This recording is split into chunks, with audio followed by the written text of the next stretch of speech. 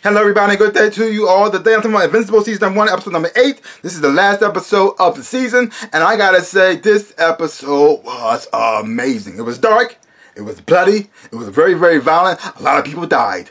But it has so much good to this. I mean, the violence was horrible and hard to watch a lot of times, but it was done so well. And the voice acting was top notch. You got J.K. Rowling. When you hear that voice coming out, you can feel the emotion in there. And also Stephen Yeun and his performance. I mean, all the voice acting was just done so well. Because you finally understand what Nolan's up to, what his plan was, what his plan is for Mark, and what he's trying to do. Everybody's seeing this now. But the thing is, though, even though Nolan was telling Mark all this trash about how he doesn't like Earth, and how he doesn't like he thinks that they're better than him, and how he says Deb is like a pet. At the time, you can tell he wasn't saying that to Mark to get Mark on his side. He was saying that so he could get himself on board with this. Yeah, this is how he felt when he first got here. But he's been on Earth for a pretty long time. He got married. He has a son. The thing is, though, if he really wanted to be like this, if this really was his plan, he did not have to get married. He didn't have to have a relationship. If he wanted to have a son, he could have knocked up some random chick, got her pregnant, took the boy, and raised him as his own.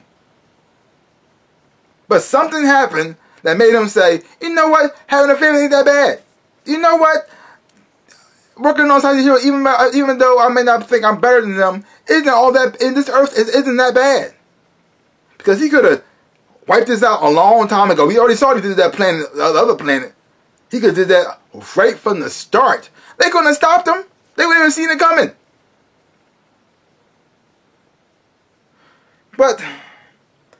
But watching that whole fight between them was, this whole episode was like, it had a whole lot of emotion. It had the excitement of the fighting and the action. It had the emotional impact of watching like Nolan beat up his son, and even his son knowing he's getting his butt whooped by his father. When his father said, "What would you have after 500 years?" He said, "I'll still have you, Dad." That got me. And every time Debbie cried, that got me too, man. I said, oh my gosh. When she was watching Nolan talk about it like this, and how he talked about the Earth, I just like, oh. Thinking her whole life was a lie, and that as well too. Oh, it was so messed up. Like, I had a lot of emotional roller coasters here. I mean, it was done, but it was done so well. It made you feel so many things and so much. Now, there's certain characters on the show who I thought probably was gone, like Amber. She's back in his life now. Okay, fine, whatever. Sure, I guess. I mean, she finally understands what Mark was going through, but the thing is, though, she still kind of compared it to what she was going through. You're the only person you would lie to. Like this, really, chick. You're still saying that, even though you knew what he, okay, fine, whatever, fine. Give her if you want to give her another check a chance, that's fine. Let's see where this goes. Maybe she'll learn from this, maybe be a better person. At least she understand what he's doing now. So I guess that's not the thing. And also watching his friend group, like with Eve and William, all of them come together now, because now that they all know what's going on with Mark and everything like that too, they can bond even more so now. And also watching the team who are now the new Guardians of the Globe, how they come together as a team now. Because the thing is, though, they couldn't do nothing to stop what's going on with between Mark and Omni-Man. They had no chance to stand up. They had no chance. They would have died. But watching them come together through the tragedy, how they became a team was like very nice and very uplifting at the same time. Because the thing is, though, it was sad. This is what they had to come together. This forced them to come together, but also good at the same time too. But at the same time, you already still know they ain't good enough. They're not good enough. They are not good enough. If any other vulture might come down there, they won't be able to stop it. They won't be able to stop it at all. Yeah. Because this show has so much going on, and the one thing that really gets you the most is that the subway train scene. When Omni-Man used Mark pretty much as a shield to stop the train and kill everybody in it with his own son's body. The trauma, I mean, he already been beating on his son.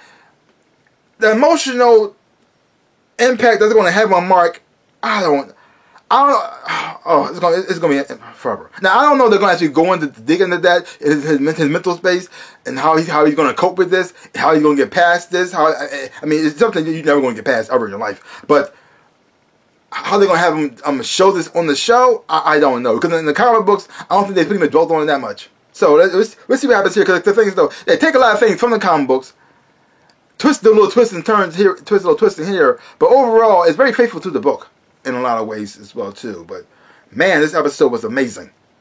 Overall, this whole entire season, I give the season a grade. I'm giving it a solid A. A solid A. Yeah.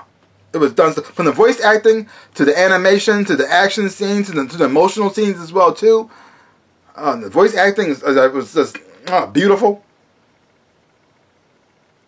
Great way to end the end the season as well. Looking forward to season, not only because the thing is though, it got picked up for season 2 and 3. So I'm looking forward to see where they're going to go here because things are about to get nuts. It's about to get nuts, and they even showed a little bit of the setup in the final season of here too. Because the thing is though, those alien creatures from the other dimension, they're still alive. They want to get revenge on Nolan. Too bad he's not there anymore.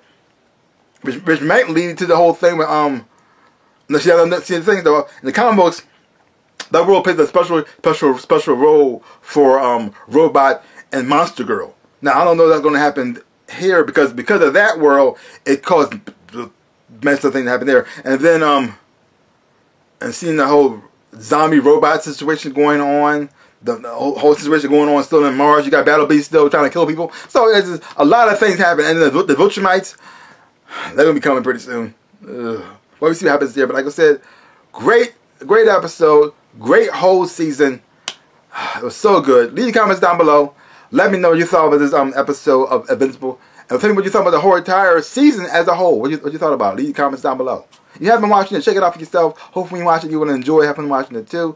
So give me a channel, like, hit the thumbs up, shaboop, and subscribe to my channel and share. I really would appreciate it. Also, links down below. Selling off shirts. This is one of my, and other things. This is one of my shirts right here. This is my Harvard University shirt. Harvard University. Have others as well. Links down below. So like I always say, in my dreams and real life, I am the Ninja Rabbit. Peace out, people.